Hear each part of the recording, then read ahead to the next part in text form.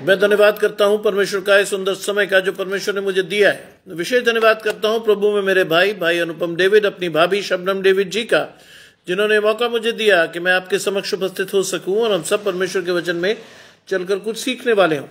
आइए परमेश्वर के वचन में चलने से पूर्व अपनी आंखों को कुछ समय के लिए बंद करेंगे और परमेश्वर से पवित्र आत्मा के दान को मांगेंगे। आइए हम प्रार्थना करेंगे। तमाम आशीषों को देने वाले परमेश्वर यीशु मसीह में हमारे बाप और खुदा, हम धन्यवाद करते हैं सुंदर अवसर के लिए जो कि आपने हमें दिया है। विश्वास रखते हैं प्रभु कि हमारी आशीषें आपकी ओर से हैं। आने वाले समय में जितने आराधकों को आपने चुना है कि वो अपनी आशीषों को लेने के लिए आए, बारी बारी सभी को अपनी आशीषों के लिए भेजें, जिससे कि वो अपनी आशीषों के साथ अपने जीवन में आगे बढ़ने वाले हों। सब कुछ मांग लेते हैं आपके प्रिय पुत्र यीशु मसीह के नाम से, सुने और ग्रहण करें, आमीन। आइए पढ़ने के लिए मेरे साथ निकाल दें रोमियो की पत्री उसका 9वां अध्याय और उसके पहले 17 पद, जहां लिखा है, मैं मसीह में सच कहता हूं और मैं झूठ नहीं बोल रहा, और मेरा विवेक भी पवित्र आत्मा की गवाही देता है कि मुझे बड़ा शोक है और मेरा मन सदा दुखता रहता है, क्योंकि मैं यहां तक चाहता था कि अपने भाइयों के लिए जो शरीर के भाव से मेरे कुटुंबी हैं स्वयं ही मसीह में शापित हो जाता। वे इजरायली हैं और ले पालकपन का अधिकार और महिमा की वाचाएं और व्यवस्था की उपासनाओं की प्रतिज्ञा उन्हीं की है। पुरखे भी उन्हीं के हैं और मसीह भी शरीर के भाव में उन्हीं से हुआ। सबके ऊपर परम परमेश्वर युगानुयुग धन्य हो, आमीन। परंतु ये नहीं कि परमेश्वर का वचन टल गया, इसलिए कि जो इज़राइल के वंश है वे इज़राइली नहीं, और न अब्राहम के वंश होने के कारण उसकी संतान ठहरे, परंतु लिखा गया है, इसहाक ही तेरा वंश कहलाएगा।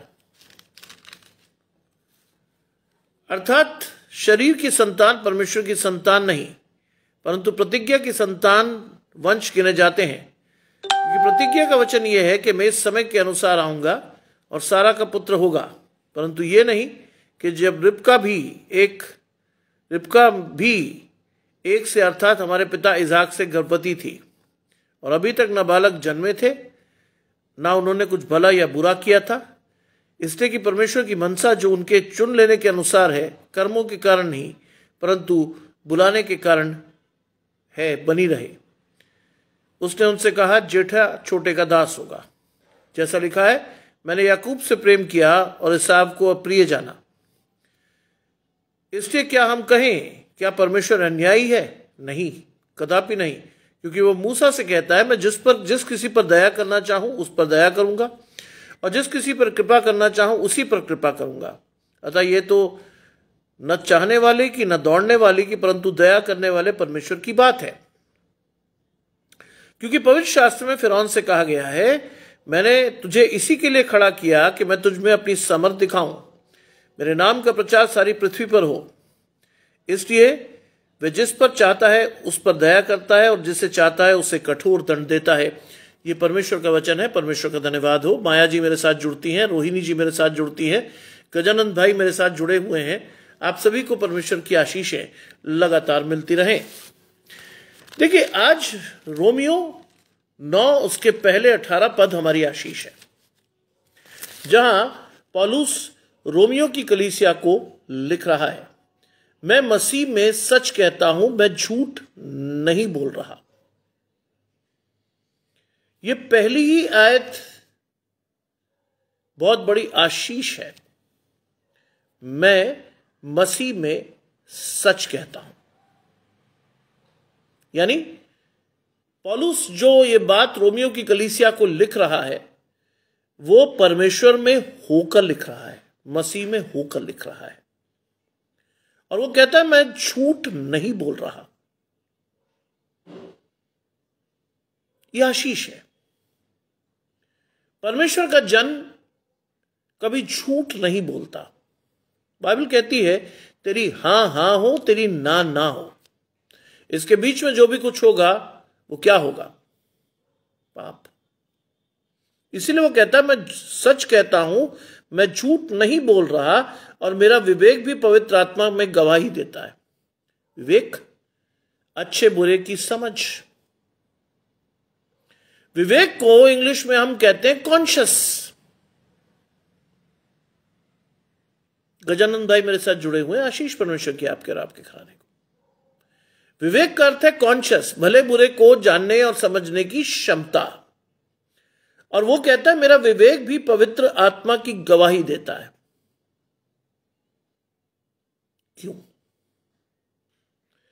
क्योंकि यीशु मसीह हर विश्वासी के लिए पवित्र आत्मा की आशीष को छोड़कर गया है।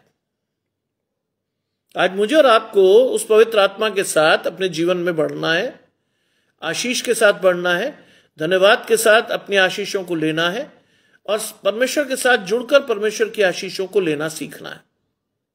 मुझे और आपको लगातार परमेश्वर की आशीषें लेनी है। वो लिखता है कि मेरा विवेक भी पवित्र आत्मा की गवाही देता है कि मुझे बड़ा शौक है और मेरा मन सदा दुखता रहता है। क्या लिखा है? मुझे बड़ा शौक है। आज रोमियो की कलीसिया को लिखते समय इस आशीष को आप और मैं भी ग्रहण करेंगे कि क्या हम परमेश्वर को शोकित तो नहीं कर रहे।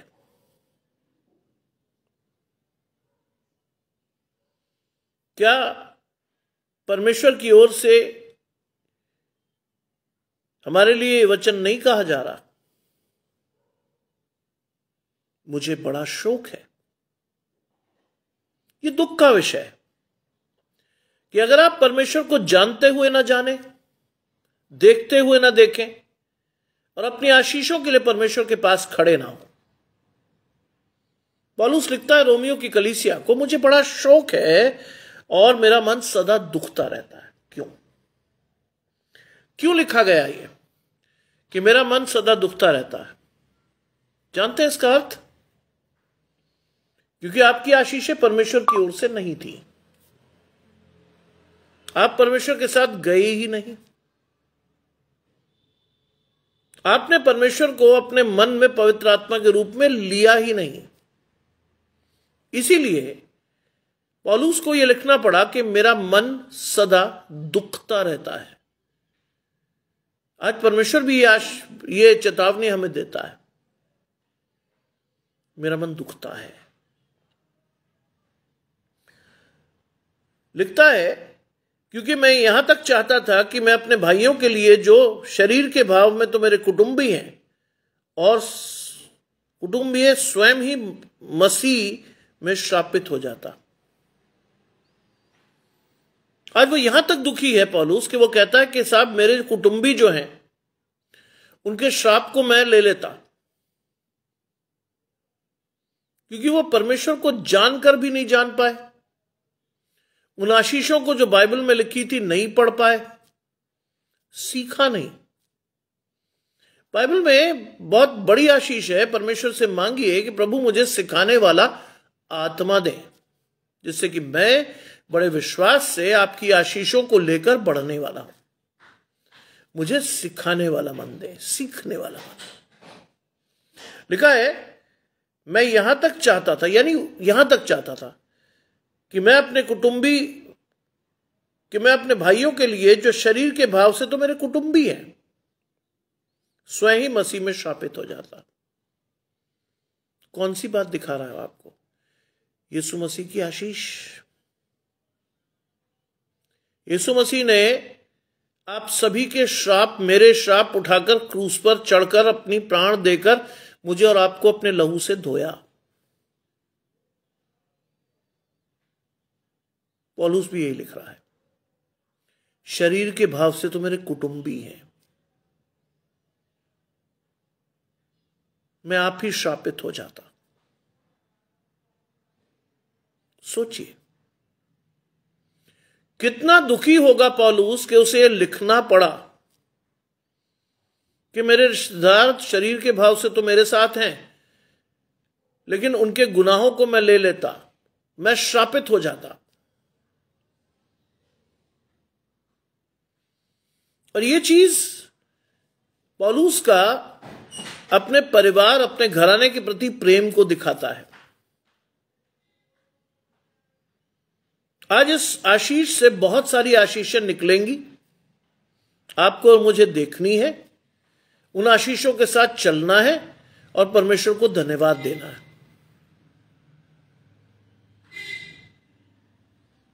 पौलुस ने लिखा,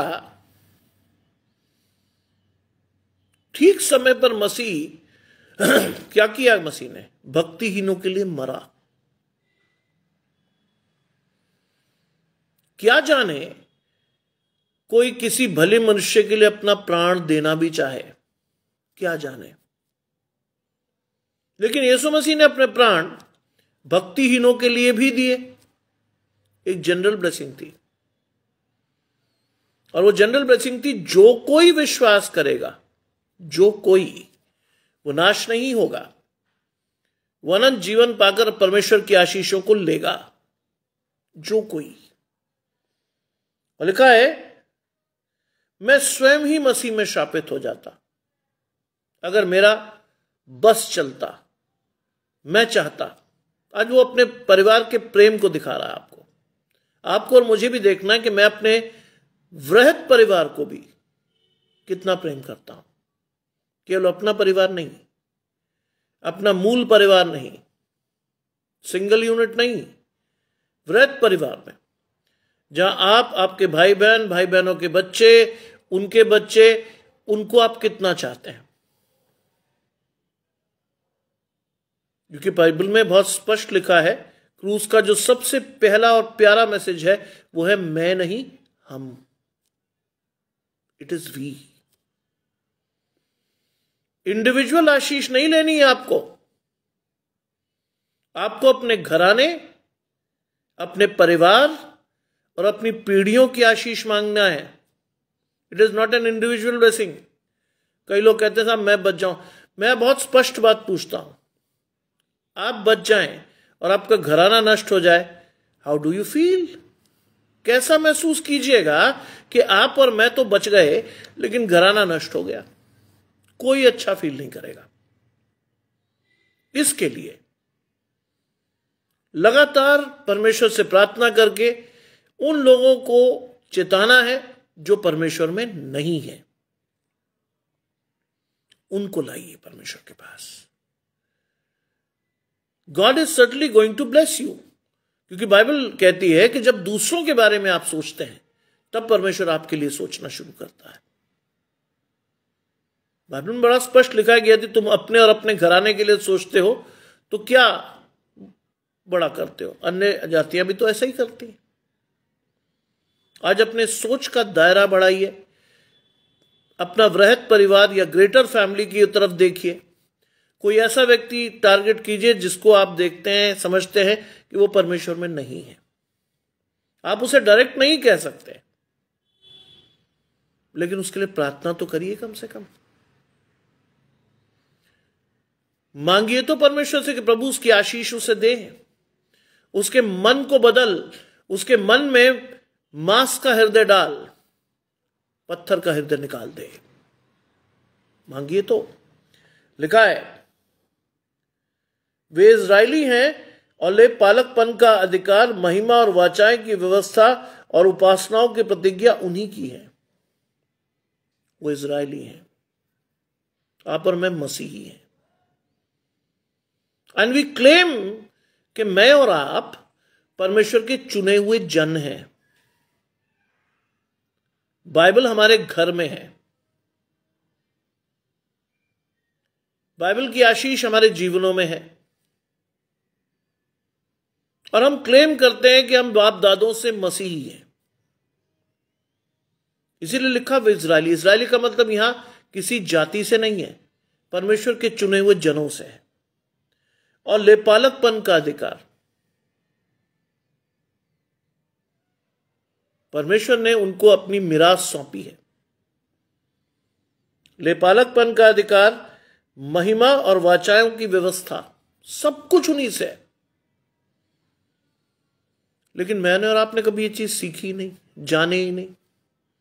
हम भी आम आदमी की तरह जीवन गुजारते हैं, हमें नहीं पता कि हम क्या कर रहे हैं, क्या नहीं कर रहे। लेकिन आज सीखिए इस बात को। पौलुस आपको चेता रहा है कि आपको वो अधिकार है, बाइबल आपके पास है, परमेश्वर का वचन आपके पास है, आप उसे पढ़ सकते हो, सीख सकते हो। लेपालकपन का अधिकार, परमेश्वर ने आपको मसीह का राजदूत ठहराया, क्या ना क्या दिया है।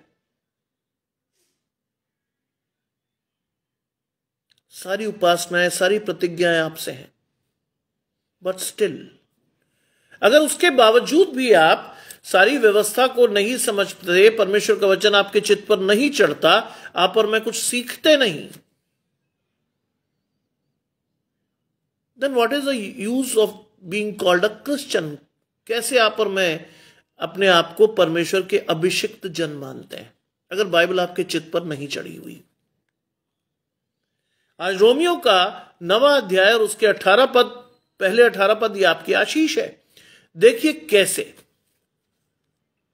लिखा है, वे इजरायली हैं, लेपालकपन का अधिकार, महिमा और वाचाएं की व्यवस्था और उपासनाओं की प्रतिज्ञा उन्हीं से है।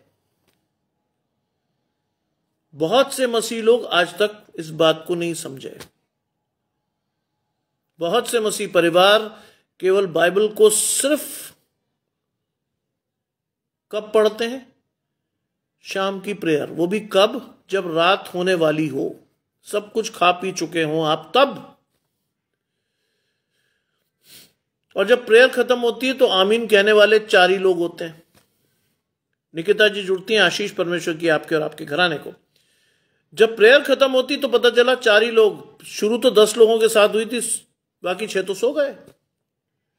शैतान सुला देता, जा तेरी आशीष गई। इसीलिए तो लिखा है, इधर उधर से लोग आकर क्या करेंगे? परमेश्वर के राज्य में प्रवेश। राज्य की संतान कहां होगी? बाहर।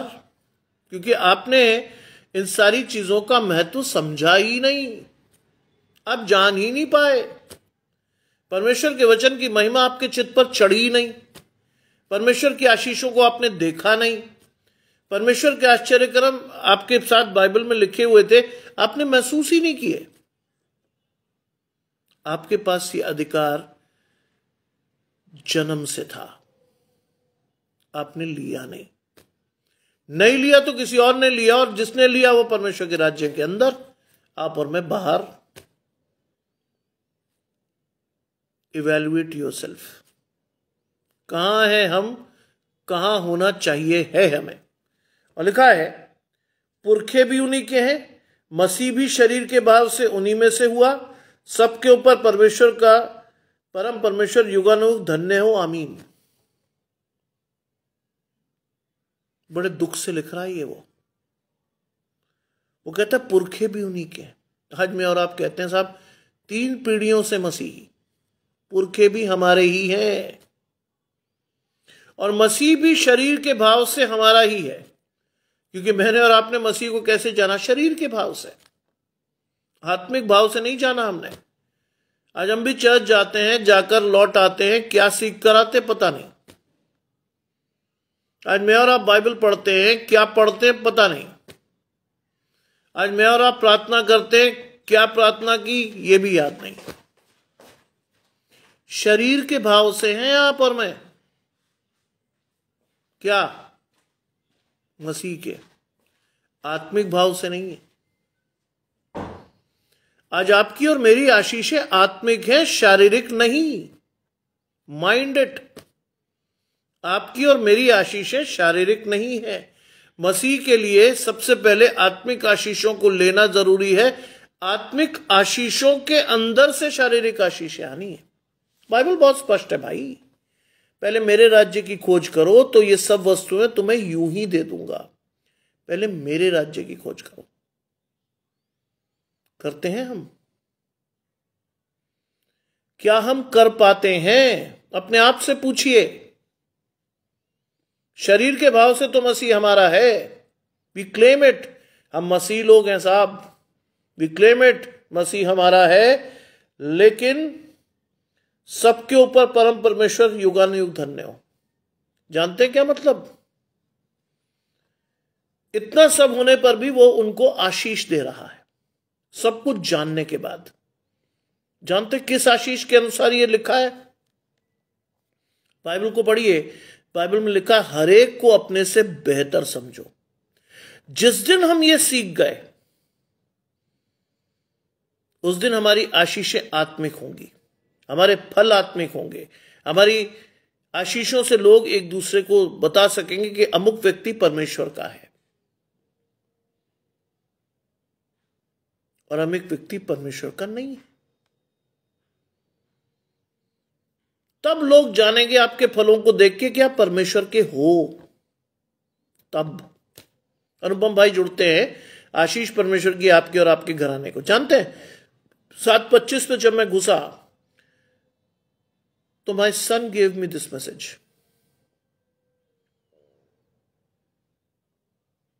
मेरी आशीष नहीं है ये, it is the blessing given to me by my son. मेरे बच्चे ने इस आशीष को दिया। और उसका कहना क्या था, उसका वो बहुत इंट्रोवर्ट है, बहुत ध्यान से 2-4 शब्द में ही बात कहता बस अपनी। पहले कभी प्रचार किया तुमने इसका? मैंने पढ़ा, मैंने नहीं, करो, इतना ही कहा बस। पहले तुमने इसका प्रचार किया? मैंने कहा नहीं। उसने कहा करो, और कह के वो अपने काम में लग गया। मैंने एक रीडिंग ली, उसके बाद मैं लाइव आया, और जब मैंने धीरे धीरे उसे पढ़ा तो आई रिमेंबर्ड इट कि ये बहुत बड़ी आशीष है जो आप और मैं आज ले रहे हैं। लिखा है 6ठी आयत में, इस परंतु वे नहीं कि परमेश्वर का वचन टल गया, और इसलिए जो इस्राएल के वंश के हैं वो सब इस्राएली नहीं। ये बड़ी उलझी हुई बात है, लेकिन है बहुत सीधी। ये नहीं कि परमेश्वर का वचन टल गया। परमेश्वर का वचन कभी नहीं टलता, कभी नहीं, नो मैटर व्हाट। ये नहीं कि परमेश्वर का वचन टल गया इसलिए कि जो इज़राइल के वंश हैं वो सब इज़राइली नहीं। इसका मतलब जानते हैं, बाइबल में लिखा है बहुत से लोग खुदा खुदा कहेंगे लेकिन वो मेरे राज्य के अधिकारी नहीं होंगे। न्याय के दिन में बाईं ओर वालों से जब परमेश्वर मिलेगा तो वो कहेंगे प्रभु हमने तेरे नाम से ये किया, वो किया, क्रूसेड किए, कन्वेंशन की, ये किया, फलाना किया, ढिकाना किया। प्रभु कहेगा मैं तुझे जानता ही नहीं, मैं तुम्हें जानता ही नहीं। सोचिए वो फिर क्या कह रहा है, इसलिए कि जो इज़राइल के वंश के वो सब इज़राइली नहीं है। बुलाए हुए तो बहुत हैं, चुने हुए बहुत थोड़े। हम वंश के हो सकते हैं इज़राइल के, लेकिन परमेश्वर मन को जांचता है। आज मसीह घराने में पैदा होना आपकी आशीष को गारंटी नहीं देता। It is not a passport to heaven, no. कई लोग इसी बात पर प्रचार करके लोगों को बेवकूफ बनाते हैं। मसीह घराने में पैदा होना आपकी आशीष नहीं है। एक स्टेप आप आम लोगों से आगे होते हो क्योंकि आप बचपन से बाइबल को देखते हो, आप बचपन से बाइबल को पढ़ते हो, और परमेश्वर ने आपको मसीह घराने में इसलिए दिया कि आप उस खोई हुई महिमा को जो आपने जीवन में पैदा होते हुए खो दी थी उसको दोबारा प्राप्त करो। लेकिन अगर शैतान आपके दिमाग को फेर दे देन तब होता है ये कि जो इज़राइल के वंश के हैं वो सब इज़राइली नहीं है। इज़राइल के वंश में होना आपकी गारंटी नहीं है इज़राइली होने की। और लिखा है और ना अब्राहम के वंश होने के कारण हम सब उसकी संतान ठहरे। अब्राहम कौन? बलविंदर भाई जुड़ते हैं, आशीष परमेश्वर की आपके और आपके घराने को। अब्राहम कौन बाइबल में? अब्राहम को हम टर्म करते हैं विश्वासियों का पिता। इंट्रोस्पेक्ट कीजिए, मेरा और आपका विश्वास कितना है, कैसा है। क्लेम तो हम सभी करते हैं, हम अब्राहम की संतान हैं, विश्वासियों की संतान, लेकिन अब्राहम के वंश होने के कारण हम उसकी संतान ठहरे।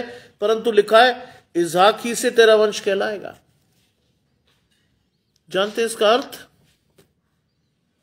इसहाक ही से तेरा वंश कहलाएगा। जानते हैं क्यों? क्योंकि परमेश्वर ने अन्य जातियों के लिए भी ये ब्लेसिंग खोल दी। आज मैं और आप क्लेम करते रह जाएंगे हम अब्राहम के वंश के हैं, ये है वो है, लेकिन इसाक के वंश के लोग भी आशीष पाने के लिए तैयार कर दिए हैं परमेश्वर ने। इसीलिए लिखा है इधर उधर से लोग आके परमेश्वर के राज्य में प्रवेश करेंगे, राज्य की संतान बाहर रहेगी, इसीलिए लिखा है। आज आप क्या सोच रहे हो कि 9वें आयत में पौलुस बड़े खुश होकर रोमियो से बात करता? नहीं, वो बहुत दुखी होकर लिख रहा है। परमेश्वर ने हमें सब कुछ दिया, मसीह घराना, मसीह परिवार, बाइबल, सब कुछ दिया, लेकिन मैं और आपने परमेश्वर की आशीष को लिया ही नहीं। सारी चीजें मिल गई, लेपालक पुत्र का अधिकार, दास नहीं कहेंगे परमेश्वर आपको, मसीह के राजदूत कहला सकते हो आप, लेकिन आपने लिया ही नहीं। कहां रहे आप और मैं? संसार में लिप्त होकर। कहां रहे आप और मैं? शारीरिक लालसाओं में मरे रहे। क्या होगा फिर? आशीष आपके जीवन में होगी ही नहीं। इसाक के वंश में आशीष आ जाएगी, क्योंकि उसमें से कुछ लोगों ने अपनी दशा को समझकर परमेश्वर की तरफ बढ़ने की कोशिश की और आशीष ले गए। इसीलिए लिखा है कि इसाक से ही तेरा वंश कहलाएगा। आज देखिए, अन्य जातियों के लोग परमेश्वर को ज्यादा अच्छा जानते हैं बनिस्बत मैं और आप। अन्य जातियों की श्रद्धा, विश्वास, आशीषें आप और मुझसे कहीं बड़ी हैं, क्योंकि मैं और आप सुस्त सो रहे हैं आराम से। आहा, बस खा पी मेरी जान खुश रहे, इतना ही तो चाहिए हमें। आत्मा की चिंता किसे है भाई? कोई चिंता नहीं। आज ये सारी चीजें आपको और मुझे सीखनी है। As a person you should understand the place of God in your life. क्या है स्थान परमेश्वर का आपके और मेरे जीवन में? क्या है परमेश्वर की आशीष आपके और मेरे जीवन में? How do we react to the blessings of God? क्या मुझे आपको परमेश्वर की ब्लेसिंग्स दिखती हैं? क्या मेरा आत्मिक दर्शन स्पष्ट है? क्या मेरे कान परमेश्वर की आवाज सुनते हैं? अन्य जातियों के लोग सुनते हैं परमेश्वर की आवाज भी, कान भी उनके खुलते हैं और वो परमेश्वर के साथ चलते हैं। अब सुनिए 8वीं आयत क्या कहती है। अर्थात शरीर की संतान परमेश्वर की संतान नहीं है। बहुत साफ और स्पष्ट लिखा है, शरीर की संतान परमेश्वर की संतान नहीं है, क्योंकि बाइबल बहुत स्पष्ट है कि शरीर द्वारा आपका और मेरा उद्धार है ही नहीं। शरीर द्वारा आपको और मेरा उद्धार है ही नहीं। समझिए आज इस बात को। साफ लिखा है कि शरीर की संतान परमेश्वर की संतान नहीं, परंतु प्रतिज्ञा की संतान परमेश्वर का वंश गिना जाता है। प्रतिज्ञा की संतान, जिसे परमेश्वर ने आपको और अपने साथ जोड़ने के लिए बुलाया, जिसके साथ परमेश्वर ने वाचा बांधी, तुम मेरे परमेश्वर होगे, मैं तुम्हारा ईश्वर होऊंगा, तुम मेरी संतान हो। आज सीखिए इस बात को। परमेश्वर के वचन को मानने में देर मत कीजिए। सीखिए आज इस चीज को। 9वीं आयत कहती है, क्योंकि प्रतिज्ञा का वचन यह है कि मैं समय के अनुसार आऊंगा और सारा के पुत्र होगा। समय के अनुसार, इसका अर्थ जानते हैं? धीरज धरिए। परमेश्वर की आशीषों के लिए धीरज धरिए। सारा ने एक बहुत बड़ी उम्र में मां बनने का अवसर पाया।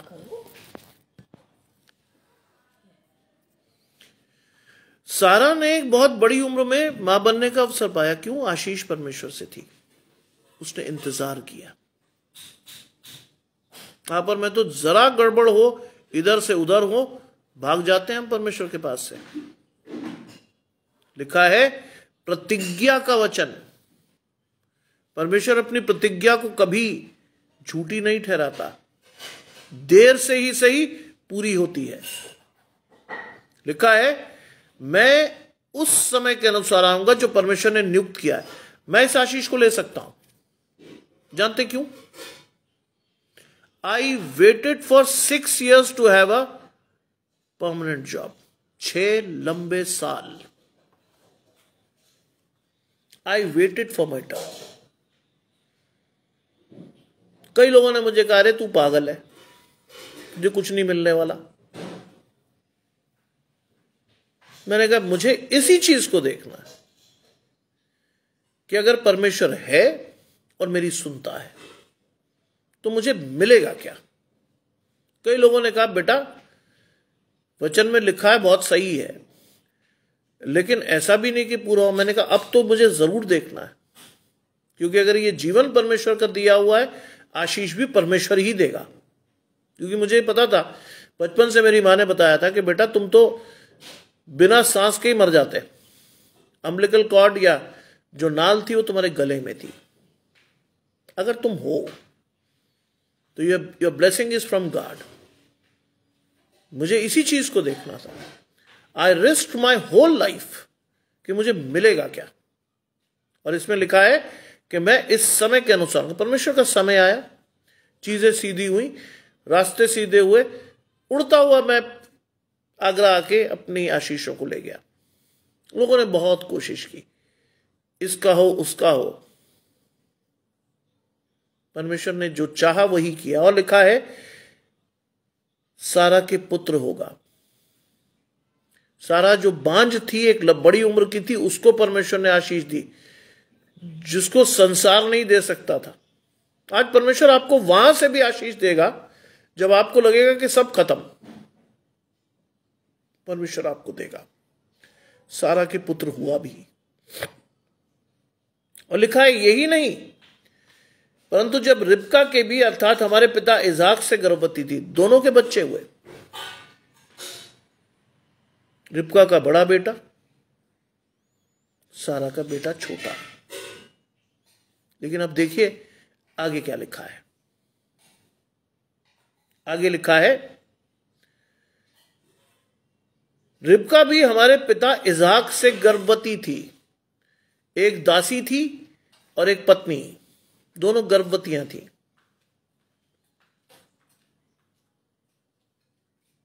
सुनिए क्या लिखा है। 11वीं आयत कहती है, अभी तक तो ना बालक जन्मे थे, ना उन्होंने कुछ भला बुरा किया था।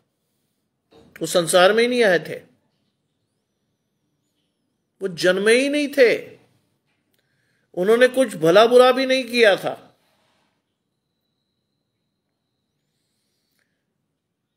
इसलिए कि परमेश्वर की मनसा जो उनके चुन लेने के अनुसार थे, कर्मों के कारण नहीं, बुलाने वाले के कारण है, बनी रहे। बालक संसार में नहीं आए थे, लेकिन बाइबल में लिखा है, संसार की उत्पत्ति से पहले परमेश्वर ने आपको और मुझे चुना, उनको भी चुन लिया था। आए नहीं थे वो दुनिया में। बाइबल में आपकी और मेरी बहुत कॉमन ब्लेसिंग है, बहुत बड़ी सी। जब तुम गहरे स्थान में रचे जाते थे, तो जब तुम बेडौल तत्व थे, तब से मैं तुझमें जानता हूं। परमेश्वर ऐसा नहीं है कि आप पैदा हुए तब आप परमेश्वर को जानने लगे। परमेश्वर आपको तब से जानता है। माय मदर यूज्ड टू से, बेटा अगर तुमने जिंदगी में पहली सांस यहां ली, it is because of God, क्योंकि परमेश्वर चाहता था कि तू जीवित रहे। बचपन से उन्होंने मुझे ये बात सिखाई कि बेटा तू जीवित ही इसलिए है because God wanted you to live. धीरे धीरे ये आशीष मेरे पिताजी ने भी दी मुझे, क्योंकि वो चाहते थे कि उनके पिता यानी मेरे दादा का जो प्रोफेशन था पास्टरशिप का, वो किसी में तो जाए। वो हर एक को देखते थे, कहते यार इस पे भी नहीं गया, इस पे भी नहीं गया। मेरी तरफ देखकर भी वो कहते थे पता नहीं यार इसके पे भी नहीं गया। लेकिन परमेश्वर ने चुना, परमेश्वर ने रखा मुझे। और रखने के बाद क्या हुआ, परमेश्वर की मनसा जो उसके चुन लेने के अनुसार है, परमेश्वर ने चुन लिया। आपको और मुझे भी चुना है, ऐसे नहीं आए आप जो ये लाइव सेशन सुन रहे हैं, डू यू थिंक कि आप अपने आप आ गए? नहीं, परमेश्वर लाया। क्यों? बुलाए हुए तो बहुत है, चुने हुए थोड़े, इसलिए लाया परमेश्वर आपको कि आज उन थोड़े लोगों में आपकी गिनती हो जो आप परमेश्वर की आशीषों को लेकर इस रात में परमेश्वर के साथ बने रहें। इसलिए लाया परमेश्वर, कर्मों के कारण नहीं परंतु बुलाने वालों के कारण है। परमेश्वर ने बुलाया। कर्मों से तो आपकी का विश्वास बढ़ता ही है, लेकिन परमेश्वर ने आपको बुलाया बिना कर्मों के भी। सोचिए, अगर कर्मों से उद्धार है, जो कि सही बात है, तो उस डाकू के लिए परमेश्वर कभी नहीं कहता यीशु मसीह तू आज ही मेरे साथ स्वर्ग लोक में होगा। कर्म तो बहुत बुरे थे, लेकिन उसने कहा जब तू अपने राज्य में है मेरी सुधि लेना। परमेश्वर को पसंद आया, उसको चुन लिया और वो परमेश्वर के साथ स्वर्ग में रहा। यीशु मसीह का आपके और मेरे जीवन में आने का प्रयोजन ही यही था, व्यवस्था की विधि को पूरा करते हुए अनुग्रह की आशीष को आपको और मुझे दे, और आप और मैं व्यवस्था से धर्मी नहीं ठहर रहे थे, अनुग्रह से धर्मी ठहराने के लिए परमेश्वर ने अपने पुत्र को दिया, जिससे आप और मैं उस अनुग्रह की आशीष में परमेश्वर से प्रार्थना करके अपने बुरे कर्मों को परमेश्वर को देकर उसकी पश्चाताप की आशीष ले सकें। इसलिए और लिखा है बुलाने वालों के कारण है बनी रहे। परमेश्वर आज आपको बनाए रखना चाहता अपने पास। उसने कहा जेठा छोटे का दास होगा। बड़ा अजीब सा है वचन। जब मैंने पढ़ा तो मुझे पहली बार बड़ा अजीब लगा कि ये क्या है, लेकिन ऐसा था। रिबका का बेटा बड़ा था, लेकिन वो किसका दास हुआ? अब्राहम का। परमेश्वर ने चुना उसको, परमेश्वर ने रखा। आप सोच सकते हैं दाऊद के बारे में, यश्शे का सबसे छोटा बेटा, परमेश्वर ने उसे सबका प्रधान होने के लिए ठहरा दिया। क्यों? क्योंकि परमेश्वर को भाया वो व्यक्ति। कुड़ी जी जुड़ती हैं आशीष परमेश्वर की आपके और आपके घराने को। क्यों? क्योंकि परमेश्वर को भाया वो व्यक्ति, इसलिए वो चुना गया। शैमुएल ने पूछा यश्शे के बाकी बेटों को देखकर, ये बड़ा सुंदर है, ये बलवान है, ये ऐसा है वैसा है। परमेश्वर उसे कहता गया नहीं, ये नहीं, ये नहीं। और लास्ट में उसने क्या पूछा? क्या सब आ गए? उसने कहा छोटा रह गया। कहां है? भेड़े चरा रहा है, चरवाहा है, लेकर आ। जब तक, बाइबल पढ़िए, उसमें लिखता है जब तक वो ना आएगा हम खाने नहीं बैठेंगे। जैसे ही दाऊद ने प्रवेश किया, परमेश्वर ने शैमुएल से कहा यही है, उठकर अभिषेक कर, यही है। मधु जी मेरे साथ जुड़ती हैं आशीष परमेश्वर के आपके और आपके घराने की। परमेश्वर ने उसे चुना, छोटा था लेकिन सबका अधिकारी बनाया। इसीलिए लिखा है जेठा छोटे का दास होगा। बाइबल में बहुत जगह ऐसा है जहां परमेश्वर ने छोटे बच्चे को आशीष दी। मैं अपने घर में सबसे छोटा हूं, लेकिन यह आशीष मेरे ऊपर है। कई बार जब इस वचन को मैं पढ़ रहा था आज अभी, तो I can relate my self with this. मैं अपने मूल परिवार में अपनी बहन से छोटा हूं। मेरी आशीष है परमेश्वर से। सोचिए 7:25 पर मेरे बेटे ने यह मैसेज मुझे थमाया और सिर्फ उसने 2 ही शब्द पूछे मुझसे, तुमने कभी प्रचार किया? मैंने नहीं। करो प्रचार। इतना कहकर वो अभी भी अपना काम कर रहा है। प्रीति बालाजी मेरे साथ जुड़ती हैं आशीष परमेश्वर की आपके और आपके घराने को। आज आशीष बच्चों को देना सीखिए। जिससे वो आपके आत्मिक जीवन में एक समय बाद आपके मार्गदर्शक हो। आज जब मैं Indira Gandhi national open university से लौटता हूं शाम को, मैं बहुत बेफिक्र होकर लौटता हूं। क्यों? जानते हैं क्यों? क्योंकि मुझे मालूम है कि मेरा बेटा परमेश्वर का वचन लेकर तैयार होगा, नो मैटर व्हाट, कुछ भी हो। कई बार परमेश्वर ऐसे लोगों को चुनता है जो हम परिवार में छोटे होते हैं, हमें नहीं पता होता। प्रीति बाला जी लिख रही मैं भी छोटी हूं, ये आशीष है प्रीति बाला जी। कई बार होता है ऐसा, लिखा है जेठा छोटे का दास होगा, जैसा लिखा है मैंने याकूब से प्रेम किया और एसाव को प्रिय जाना। कई बार होता है ऐसा।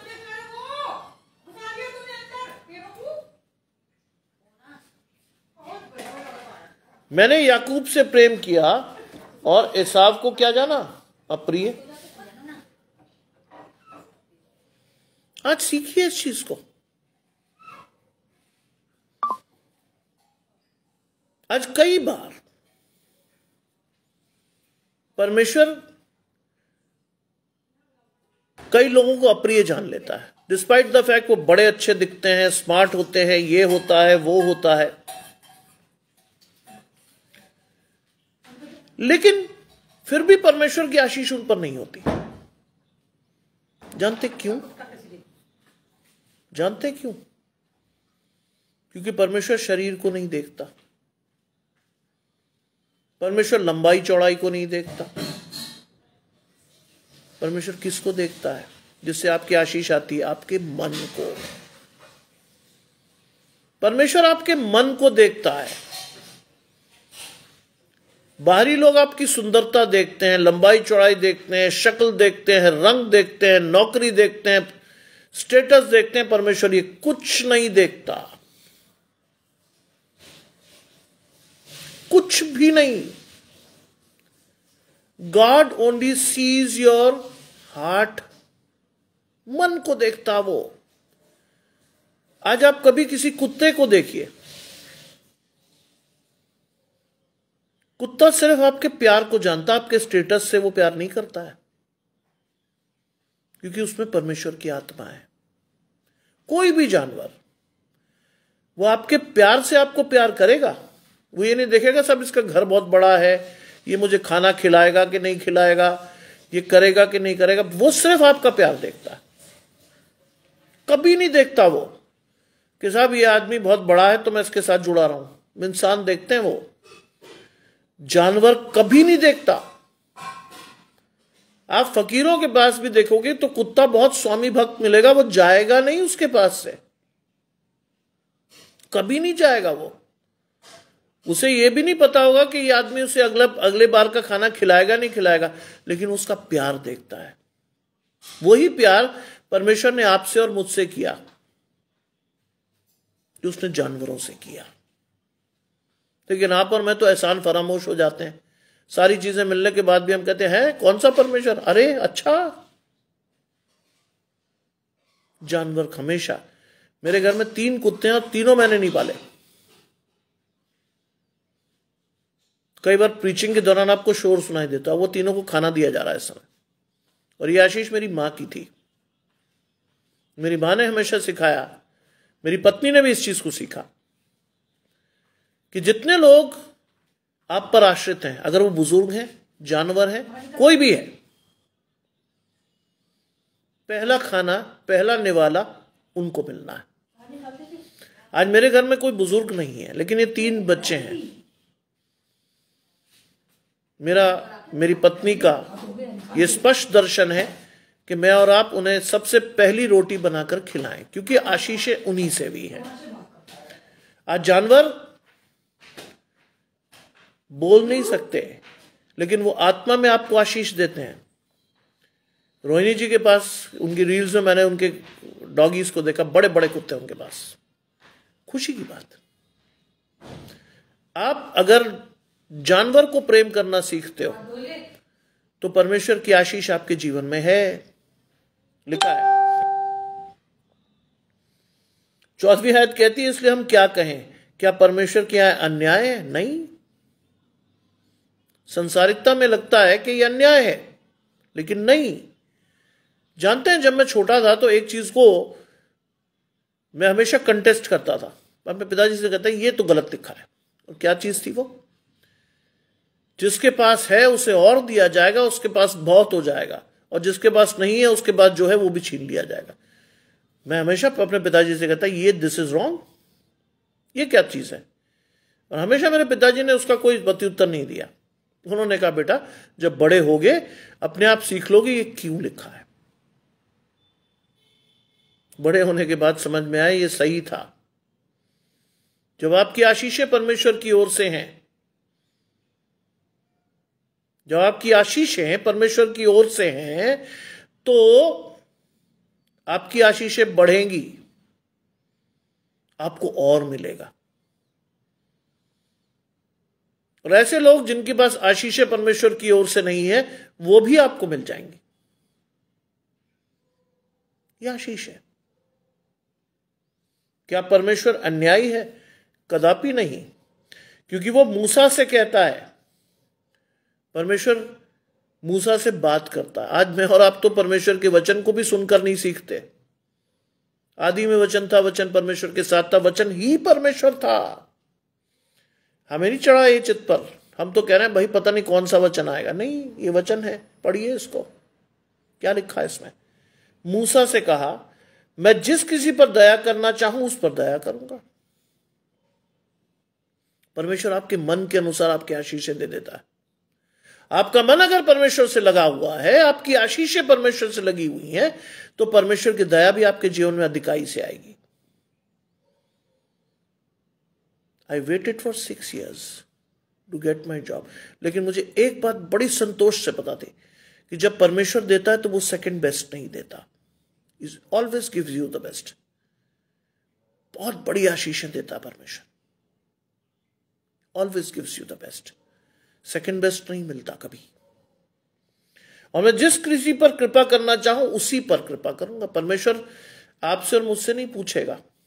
परमेश्वर आपके मन के अनुसार आपकी आशीष देगा, फॉर श्योर। आज अपना मन परमेश्वर की ओर उठाइए। बाइबल में एक बड़ी आशीष लिखी है आपके और मेरे लिए। जिस किसी ने परमेश्वर की ओर देखा, परमेश्वर ने उसका मुंह कभी काला नहीं होने दिया। यह आशीष है। ये सब चीजें आपके और मेरे चित्त पर चढ़ जानी चाहिए आज। जिस किसी ने परमेश्वर की ओर देखा, परमेश्वर ने उसका मुंह कभी काला नहीं होने दिया। इससे बड़ी आशीष होगी आपके पास? दे सकेगा कोई आपको? नहीं। मुझे लोग कहते थे तुम रिस्क ले रहे हो। मैंने कहा अगर मैं परमेश्वर का हूं तो मैं लूंगा। मेरा विवाह हुआ, पत्नी भी ऐसी प्राप्त हुई जिसने शादी मुझसे करी, मेरी नौकरी से नहीं। बिल्कुल सही बात है। यह चीज मुझे बहुत दिनों तक नहीं समझ में आई कि हो क्या रहा था। जिसके पास है उसे और दिया जाएगा, उसके पास बहुत हो जाएगा, और जिसके पास नहीं है उससे वो भी ले जाएगा। मैंने ये तो गलत बात है भाई। मेरी पत्नी भी परमेश्वर की ओर से आई। सच कहूं तो वो भी इतनी ढीठ थी। उसको मैं समझाते समझाते मर गया। हमारी अरेंज मैरिज थी, हम एक दूसरे को जानते नहीं थे। उसे मैं समझाते समझाते मर गया कि भाई देख, तू रिस्क ले रही जिंदगी में सीधा सीधा। नौकरी पक्की नहीं हुई तो जिंदगी भर सोच ले कैसे जिएगी। वो भी उतनी ढीठ थी। उसने कहा नहीं, अगर परमेश्वर ने बांधा है तो चल। बंध गई। And we both prayed together। ये आशीष हमने प्रार्थना से पाई। मैं जिस किसी पर दया करना चाहूंगा उसी पर करूंगा, और मैं जिस किसी पर कृपा करना चाहूंगा उसी पर करूंगा। मेरे लिए बाइबल एक किताब नहीं है। कई लोग मुझसे पूछते हैं हाउ डू यू प्रीच। मैंने कहा मेरे लिए बाइबल किताब नहीं है भाई। It is a living word of God, जिससे मैंने आशीषें पाई हैं, आज भी पा रहा हूं। मेरे लिए बाइबल किताब नहीं है भाई। लोगों के लिए बाइबल किताब होगी, मेरे लिए नहीं है। एनिवर्सरी वाले दिन सुबह सुबह मैं उठा, बिल्कुल एमलेस था मैं, यानी कल सुबह जो गुजर गया कल, बिल्कुल एमलेस था। लेकिन मैंने परमेश्वर से सिर्फ एक शब्द में प्रार्थना की। मैंने कहा प्रभु आज का वचन मुझे ऐसा चाहिए जो मैंने ना पढ़ा हो और ना मैं कभी प्रीच कर पाया हूं। परमेश्वर ने दूसरा इतिहास खोलकर वो आशीष मुझे दी, दाऊद का वचन। मैं कन्विंस हो गया कि प्रभु मुझे अब भी सुन रहा है, मेरी आशीष मुझे अब भी दे रहा है। कन्विंस रहिए आज, परमेश्वर आपके बिल्कुल पास में, आपकी आशीषें बिल्कुल पास है परमेश्वर के, लेकिन आप लेने वाले तो नहीं जा रहे ना। लेने के लिए तो जाना आप ही को है। परमेश्वर की आशीषें वहीं खड़ी हैं, आप और मैं भाग जाते हैं परमेश्वर के सामने से। लिखा है 16वीं आयत कहती है, वो ना तो चाहने वाले की ना दौड़ने वाले की, परंतु दया करने वाले परमेश्वर की बात है। दुनिया बहुत बड़ी बड़ी चीजें चाहती, नहीं मिलती। दुनिया बहुत वेग से दौड़ती है, बहुत लालच से दौड़ती है, इसे ये चाहिए, वो चाहिए, फलाना चाहिए। मिलता है क्या? नहीं। क्या लिखा है? परंतु दया करने वाले परमेश्वर की बात है। जानते परमेश्वर की दया है क्या? ये भी जान लीजिए ना। परमेश्वर की दया जिस पर आप बात कर रहे हो वो क्या है? परमेश्वर की दया आपके जीवन में क्या देगी? बुद्धि। क्योंकि बाइबल में नीति वचन में लिखा है, परमेश्वर का भय मानना, परमेश्वर की दया अपने जीवन में रखना परमेश्वर की आशीष और बुद्धि को देता है आपको, जिससे आप परमेश्वर की आशीषों में देख सको कौन सी आशीष आपके लिए सही है और कहां जाकर आपको आशीष लेनी है। मैंने कभी ख्यालों में नहीं सोचा था कि I will come to Agra for my job, दूर दूर तक नहीं था। लेकिन परमेश्वर को चाहिए था, परमेश्वर ने सारे मार्ग को सीधा करके he gave me this job. क्यों? क्योंकि परमेश्वर को पता था अभी जिम्मेदारी के साथ है, अकेला नहीं है ये। इसको मैंने एक पत्नी दी है, उस पत्नी की जिम्मेदारी उठाने के लिए अब मैं इसके लिए रास्ते खोल रहा हूं। खोल दिए। आज कई लोग मुझसे पूछते हैं तो मैं कहता हूं देख भाई, मेरी पत्नी आज जैसी स्त्रियों जैसी नहीं है जो किसी व्यक्ति को देखे कि साहब मैं प्रोफेसर से शादी कर रही हूं या मैं डॉक्टर से शादी कर रही हूं, मैं ये कर रही हूं, मैं वो कर रही हूं। शी इज द वुमन जिसने केवल मुझे देखा, शादी कर ली। उसने ये नहीं देखा कि साहब इसकी नौकरी लगेगी, ये होगा, आगे क्या होगा मुझे भी नहीं पता था। बाइबल कहती तेरा अगला कदम कहां पड़ेगा तुझे क्या पता। But she believe in the word कि प्रभु ने जोड़ा है, चलेंगे। We completed 24th year together. ऐसा नहीं हम लड़ते नहीं, बहुत भयंकर तरीके से लड़ते हैं हम कभी कभी, लेकिन आशीष नहीं जाने देते। जानते मैं अपनी पत्नी से क्या कहता हूं? हमारे मतभेद हो सकते हैं लेकिन मनभेद नहीं होगा। मतभेद तो होंगे लेकिन मनभेद नहीं होगा, क्योंकि मन किसकी ओर से जुड़ा है? हमारा परमेश्वर की ओर से। वो कभी नहीं होगा। हमारे मतभेद हो सकते हैं, होने भी चाहिए। स्वस्थ वैवाहिक जीवन के लिए लड़ाई झगड़ा जरूरी भी है, मतभेद हो, लेकिन मनभेद नहीं होना चाहिए। क्योंकि मन में क्या है आपके? परमेश्वर की पवित्र आत्मा का वास। परमेश्वर का पवित्र आत्मा कभी नहीं चाहेगा आप अपने परिवार को तोड़ लें अपने हाथ से, नहीं। लिखा है, क्योंकि पवित्र शास्त्र में फिरौन से कहा गया, मैंने तुझे इसलिए खड़ा किया कि मैं तुझमें अपनी समर्थ दिखाऊं। फिरौन को परमेश्वर ने इसलिए रखा था कि मूसा उसके सामने जाकर परमेश्वर की समर्थ को दिखाए। फिरौन को इसलिए रखा गया था। अब सोचिए कितना उल्टा वो है। फिरौन एक शासक है, मूसा एक अदना सा दास परमेश्वर का। लेकिन फिरौन को रखा परमेश्वर ने क्यों था? कि तुझ में मैं अपनी समर्थ दिखाऊं। विपत्तियां आई, फिरौन को परमेश्वर ने दिखाया, देख मैंने तुझे पहले से चिताया। परमेश्वर की सामर्थ दिखी उसे, फिर भी नहीं माना। इजराइल कौम जब जा रही थी, लाल समुद्र के पास पहुंची, तब भी क्या दिखा? पीछे फिरौन की सेना। सोचिए कितनी बड़ी आशीष। सागर को चीर कर परमेश्वर ने अपनी कौम को पार करवाया। और जैसी फिरौन की सेना एंटर हुई, लाल समुद्र ज्यों का त्यों हो गया। सुनने में आपको कहानी लगती है ऐसा हुआ होगा, आपको लगता है ऐसा हो ही नहीं सकता। लेटेस्ट आर्काइवल फाइंडिंग्स कहती है रेड सी में कि वहां रथों के घोड़ों के अवशेष मिले हैं जो ईसवी पूर्व के हैं, यानी कई हजार वर्ष पूर्व के। यह इस बात की तस्दीक करती है कि फिरौन की सेना इजरायलियों के पीछे आई थी। परमेश्वर के वचन में लिखी हुई एक एक बात सत्य है। मुझ में अपनी समझ दिखाओ और मेरे नाम का प्रचार सारी पृथ्वी पर हो। फिरौन को यह मानना पड़ा कि परमेश्वर प्रबल है उस पर। फिरौन को मानना पड़ा। आज आपको और मुझे भी मानना चाहिए कि अगर आप और मैं परमेश्वर को अपने जीवन का अधिकार देते हैं तो बड़े से बड़ा व्यक्ति आपका कुछ नहीं बिगाड़ पाएगा। नो मैटर व्हाट, कुछ भी हो, कुछ नहीं बिगाड़ पाएगा। क्योंकि जब परमेश्वर हमारी ओर है तो क्या है? अगर परमेश्वर आपकी ओर है तो कोई भी चीज आपको नुकसान नहीं पहुंचा सकती। बाइबल में एक बहुत बड़ी आशीष लिखी है, उस आशीष के साथ जाइएगा। अब जो परमेश्वर में है वो एक नई सृष्टि है। पुरानी बातें बीत गई, देखो वो सब नई हो गई। आप और मैं अन्य जातियों से आए हुए लोग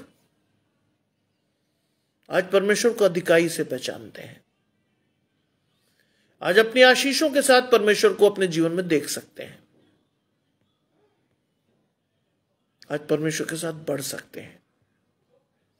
अन्य जातियों से परमेश्वर हमें लाया, लेकिन हम नई सृष्टि हैं परमेश्वर में। हमारे जीवन की पुरानी बातें बीत गई, देखो सब नई हो गई। एक नए मनुष्यत्व के रूप में परमेश्वर ने आपको और मुझे खड़ा किया है। इस बात का विश्वास रखिएगा कि आपकी और मेरी आशीषें शारीरिक नहीं है। कितना ही अच्छा आपका शरीर हो, मिट्टी से आया है, मिट्टी में मिलेगा। आत्मा परमेश्वर से जोड़िए, क्योंकि एक मसीह की आशीष पहले आत्मिक है फिर शारीरिक। लेना सीखिए। और लिखा है अंतिम आयत, इसलिए वो जिधर चाहता है, जिस पर चाहता है उसी पर दया करता है। परमेश्वर को आप डायरेक्ट नहीं कर सकते, प्रभु ये कर, वैसा कर, ऐसा कर, नहीं। वो जिस पर चाहता है उस पर दया करता है और जिसे चाहता है उसे कठोर कर देता है। जानते हैं इस बात को आप कैसे समझोगे? इसको समझने के लिए एक तरीका है। चेलों ने पूछा यीशु मसीह से कि भाई तू दृष्टांतों में बात क्यों करते हो? उसने कहा कि ये बहुत अच्छी बात लिखी कि तुम्हें स्वर्ग के भेदों की समझ दी गई है। किनको? परमेश्वर के चुने हुए लोगों को, उनको नहीं। आज ये कॉमन ब्लेसिंग नहीं है। तुमको स्वर्ग के भेदों की समझ दी गई है क्योंकि आपके और मेरे घर में क्या है? परमेश्वर का जीवित वचन। उनको नहीं। वो देखते हुए नहीं देखते, सुनते हुए नहीं सुनते, और अगर सुनते भी हैं तो समझते नहीं। क्यों? क्योंकि उनका मन मोटा हो गया है। इसे लिखता वो जैसे चाहता उसका मन कठोर कर देता। क्यों? क्योंकि परमेश्वर इंतजार करता बहुत देर तक कि आपको आशीष मिली, आपको सब कुछ मिला, परमेश्वर का वचन पहुंचा, आपने सुना, लेकिन सीखा नहीं। बहुत से लोग परमेश्वर के वचन को सिर्फ सुनते हैं, सीखते नहीं। अगर सीखते नहीं तो चलते भी नहीं। आशीष तो चलने से आनी है, सुनने से नहीं। आशीष तो प्रैक्टिकली आपके चलने से आनी। बहुत दिनों इंतजार करने के बाद क्या होता है, परमेश्वर आपके मन को भी कठोर कर देता है। परमेश्वर कहता है अब तू जहां वहीं बना रहे। बहुत से लोग, इसीलिए लिखा बाइबल में, बहुत से लोग क्या हुए, नाश होने के लिए खड़े जाते हैं, नहीं समझ में आता कुछ भी। परमेश्वर हर तरीके से कोशिश कर लेता है भाई, सुन ले, सीख ले, समझ ले। आप और मैं जैसे होते हैं वैसे ही जीवन काट देते हैं। अपने आप को परमेश्वर को डेडिकेट करना सीखिए। परमेश्वर दो ही तो चीजें मांग रहा आपसे, आपका समय, आपका समर्पण। और क्या मांगा परमेश्वर आपसे? समय देना सीखिए, बाइबल पढ़ना सीखिए, प्रार्थना करना सीखिए। जैसे आप और मैं अपने माँ बाप से बात करते हैं, परमेश्वर आपका स्वर्गीय पिता, उससे बात करना सीखिए। मुझे बड़ी हैरत होती है, कई लोग मुझे कहते हैं साहब मुझसे मत कहिएगा दुआ करने के लिए, मैं कर नहीं पाऊंगा। क्यों नहीं कर पाओगे भाई, क्या दिक्कत है? बाद में पता चलता है कि साहब परमेश्वर से जुड़े ही नहीं, पता ही नहीं। इसीलिए ये सारी चीजें आपको और मुझे इस सुंदर संध्या में सीखनी है। आज मैं फिर से धन्यवाद करता हूं मेरे बेटे का, ऐसे वचन को लाकर देने के लिए।